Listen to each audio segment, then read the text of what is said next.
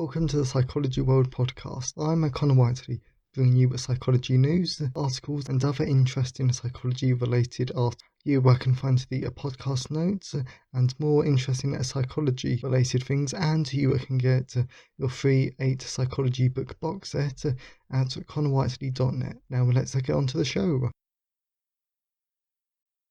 Hello everyone, and welcome to episode 45 of the Psychology World podcast with me, Connor Whiteley. And today's episode is on what factors can impact language development, which also is the exact same thing as how do parents impact language development. And it's the 31st of July 2020 as I record this. So moving on to psychology news section, and we are reading from the British Psychological Society Research Digest. Researchers assume white Americans are more representatives of humankind than other groups according to an analysis of psychology paper titles. It is well known that psychology has a problem with generalizability.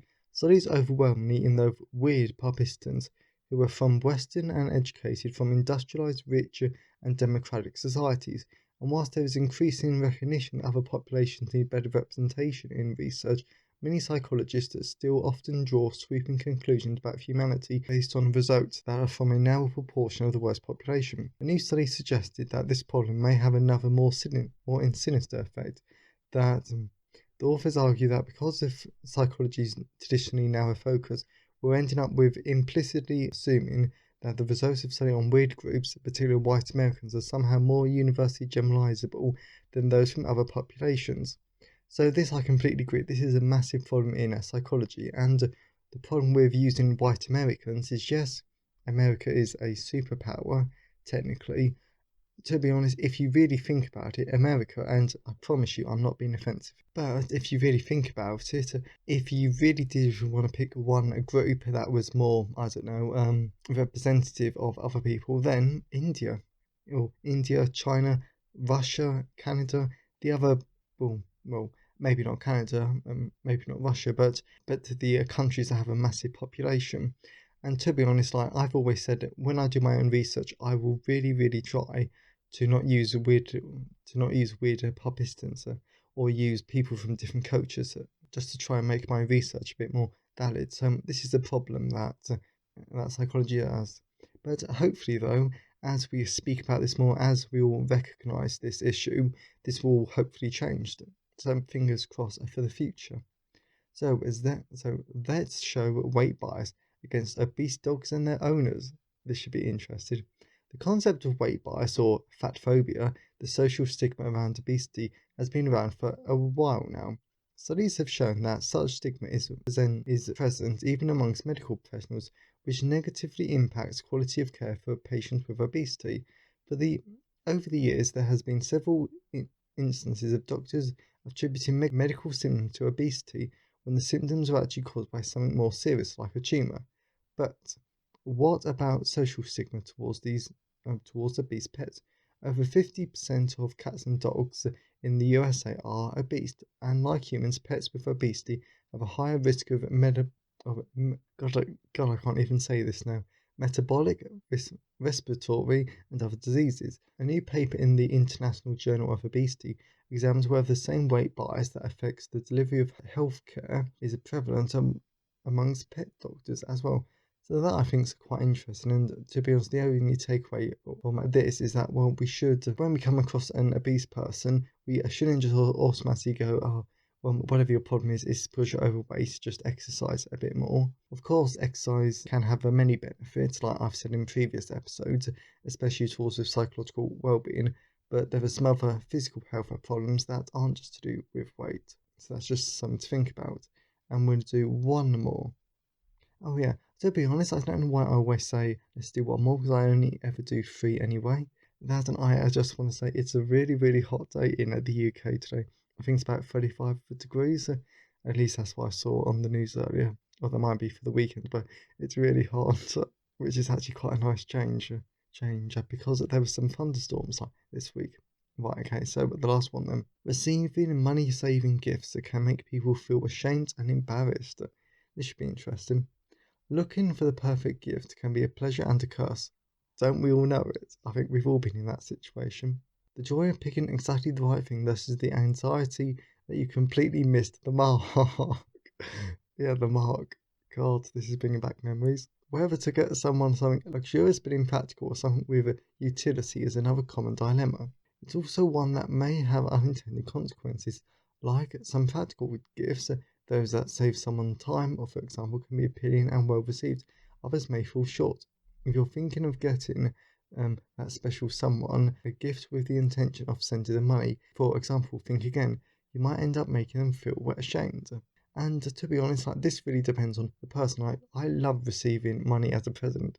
Well, as a present, that's because I'm weird and I tend to put a lot of birthday and Christmas money towards the author business and everything.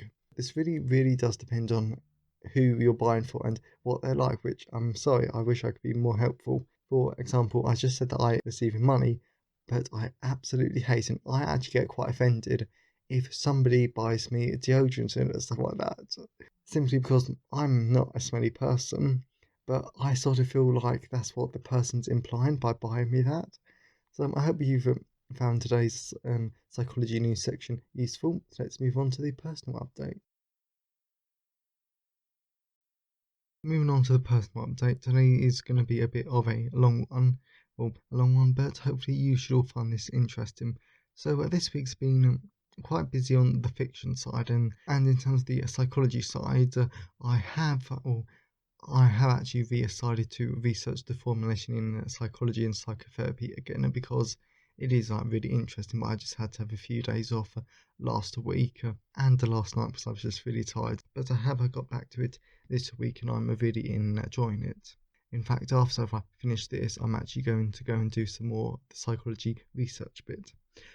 But some other bits is that I've been doing this new sci-fi fantasy book. So Garrow Heresy and Garrow Faithless is now in audiobook format, and I really enjoyed narrating those books because it was really good to like get back into it. So I'd like go back into it, and something that was actually quite nice is that I can actually see my writing in preview because this week I also started a new sci-fi fantasy book, Garrow Mistress of Blood, which I'm really, really enjoying. I've only done a few chapters because I'm going to get into it properly like next week. I'm really enjoying that, and I can see my writing in approval, which is always nice.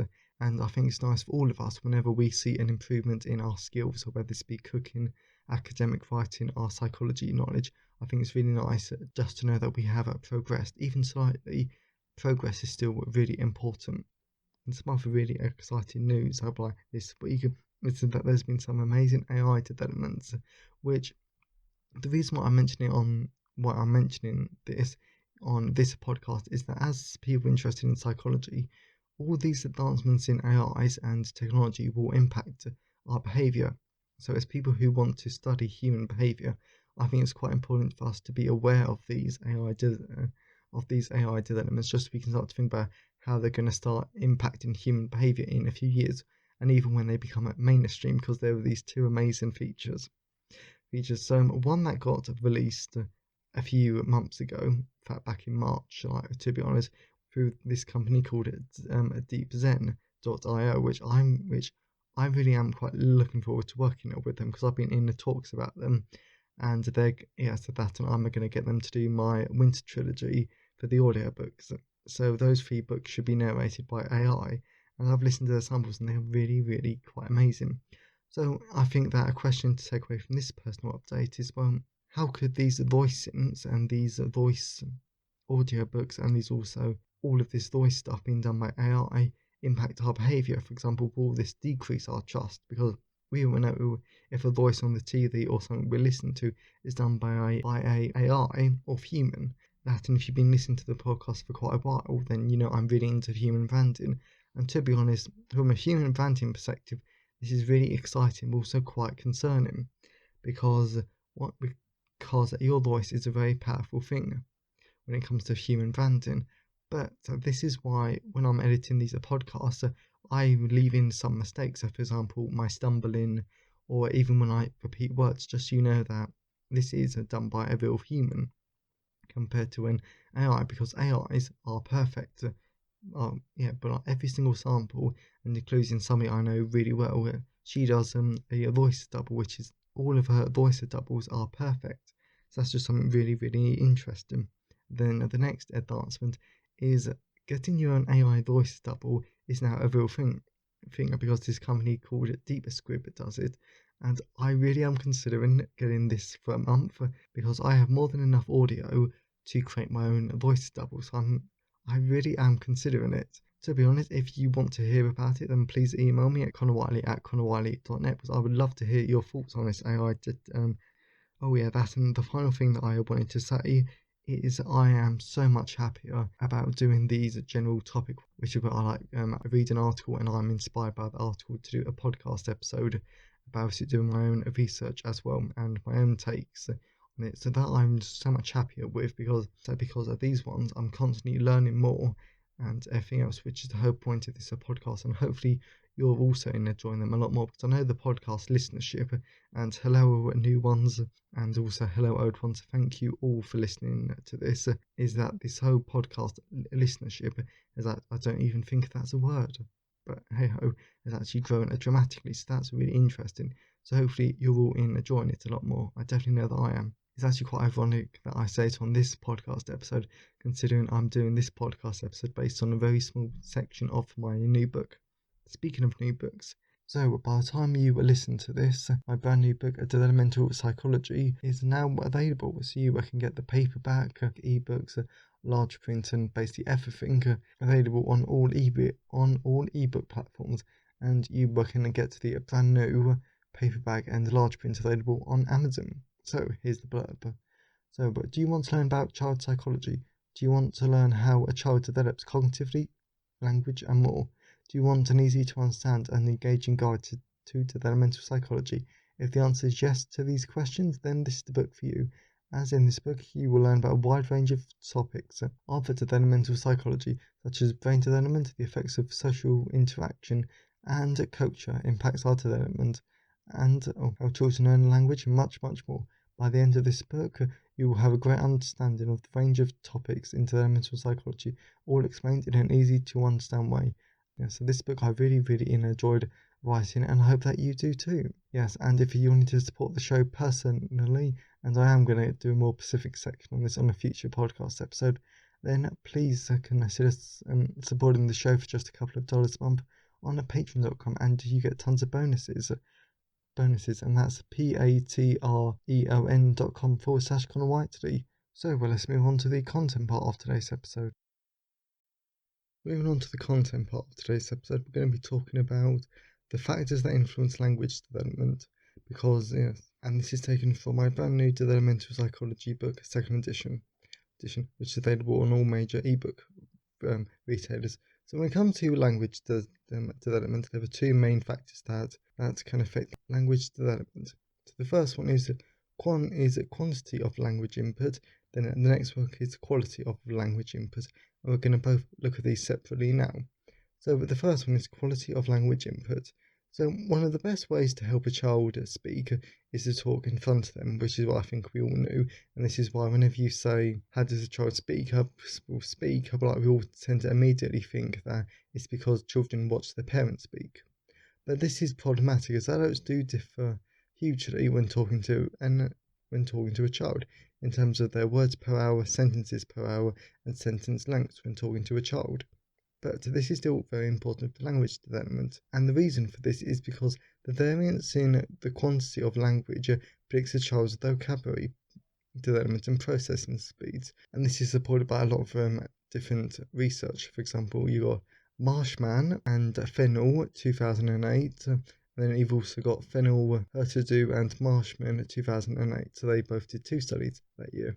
Well on them, I think a lot of academics would say. Yes. So overall, the higher the quantity of input to a child, the better the vocabulary and processing speeds they should have. And this is also true for teachers and children in the classroom as well, as supported by Hondelukor, Sideman, and Levi, 2002. And then the next one is quality of language input. So there must be a high quality of language input as well as a high quantity of language input. One of the main reasons for this is because a lack of quality in language input can explain the variance in a child's poor language development, that is usually attributed to a child's poor economic status. But another main reason, and extremely important reason, for why equality is important is because the role of interaction with a child must be interpersonal. And this is why putting a child in front of a TV, which could give you a higher quantity of language input, it won't actually improve the language development. Development because Roseberg, Pavishmorse, and Golinkov 2009 found that only if someone is live sitting beside a child describing the TV can a child learn from a TV. And to be honest, even that I would not call that learning from a TV. I would think it's somebody describing a TV, and it's that person who's describing it is who the child is actually learning from. So all in all, I don't think a child could learn from it. And there are a number of cognitive brain systems that are involved in language development, because all of these are quite important.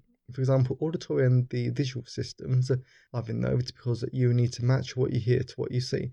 And then you've got the memory systems are obviously involved in language development, because you need to remember what you've learnt and seen. For example, you can form a relationship between blue and that blue object actually means blue, which is a colour. That's a terrible explanation, sorry. And then you've also got the processing systems, which is again linking words to their meaning. And yes, that, and you've also got the attention system, which means that you need to pay attention to what people are saying, which, believe me, I know is hard. We all just need to, especially if you've got a really boring lecturer or someone who is speaking really slow, really boring, and everything just takes so long to actually say something.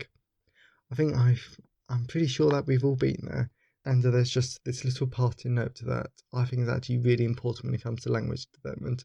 So we cannot forget that human communication is a two-way street, so it partially relies on the child's socio-cognitive skills as well, which I think is completely right, because a parent could do everything in their power to make sure the language development of their child is the best.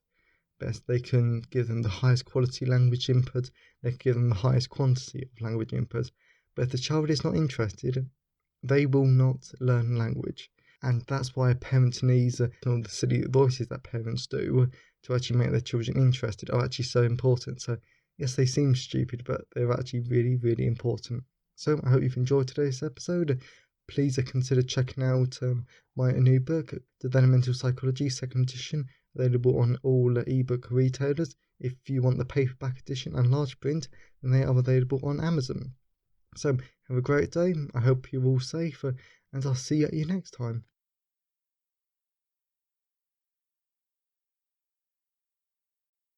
Thanks for listening today. I hope you enjoyed it. If you want to see the show notes, then please go to connorwhiteley.net. And if you want a free 8-book psychology box set, then please go to connorwhiteley.net. Have a great day, and I'll see you next time.